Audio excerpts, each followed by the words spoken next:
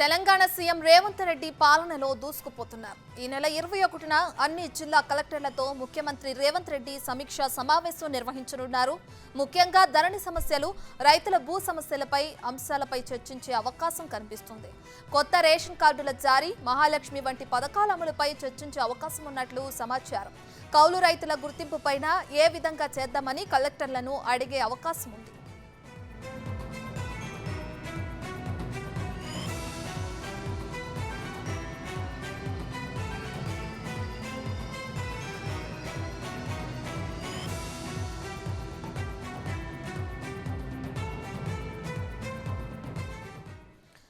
ఈ నెల 21న అన్ని జిల్లాల కలెక్టర్లతో ముఖ్యమంత్రి రేవంత్ రెడ్డి సమీక్షా సమావేశం నిర్వహించనున్నారు. ఈ సమావేశానికి సంబంధించిన అప్డేట్స్ మా ప్రతినిధి సాదిక్ అందిస్తారు. సాదిక్.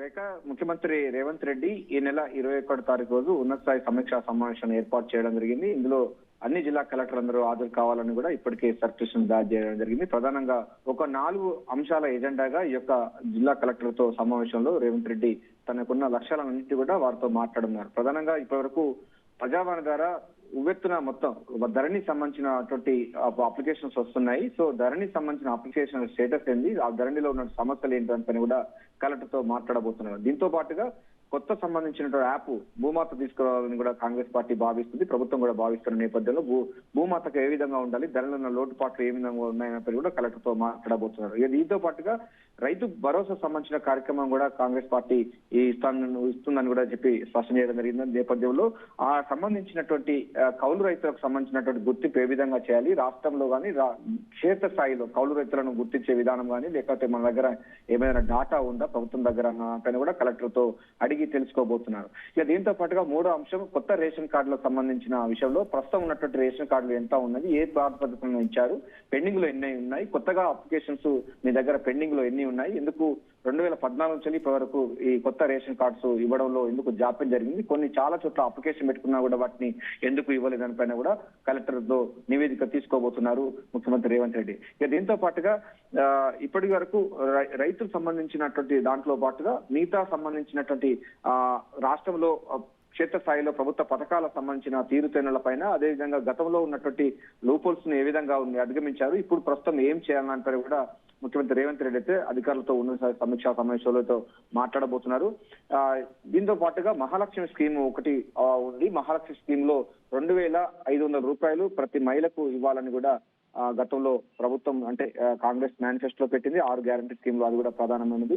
ఆ సంబంధించిన దాంట్లో మహాలక్ష్మి వంటి పథకాల అమలుపై చర్చించే అవకాశం ఉంది. ఎందుకంటే అది కూడా ఫ్లాగ్షిప్ ప్రోగ్రామ్ గా కాంగ్రెస్ పార్టీ ఇస్తున్న నేపథ్యంలో ఆ తరహా సంబంధించిన మహిళల గుర్తింపు కానీ, లేకపోతే ఏ విధంగా చేస్తే బాగుంటుందన్న పైన కూడా కలెక్టర్లతో నివేదికలు ద్వారా లేకపోతే వారితో చర్చలు జరిపి ఒక రోడ్ మ్యాప్ ను తయారు చేసే అవకాశంగా ఉంది. ప్రధానంగా 4 అంశాల పైన కూడా ఈ ఉన్నత సమీక్షా సమావేశం ఏర్పాటు చేశారు ముఖ్యమంత్రి రేవంత్ రెడ్డి. ఈ అంశం పైన పూర్తి స్థాయిలో మీ దగ్గర ఉన్న డేటా అంతా తీసుకురావాలి, ధరణి సంబంధించిన ఎక్కువ మోతాదులో ఉన్నటువంటి అప్లికేషన్స్ ఏ విధంగానే భూ సంబంధించినటువంటి సమస్యలు ఎటువంటి సమస్యలు మీ దగ్గరకు వస్తున్నాయి, వాటిని ఎట్లా రెక్టిఫై చేయొచ్చు, మీకు ఇప్పటి వరకు దీనిపైన అనాలిసిస్ చేసినటువంటి డాటా ఏమన్నా ఉందా అన్న పైన కూడా కలెక్టర్లు అయితే వివరణ కోరినారు ముఖ్యమంత్రి.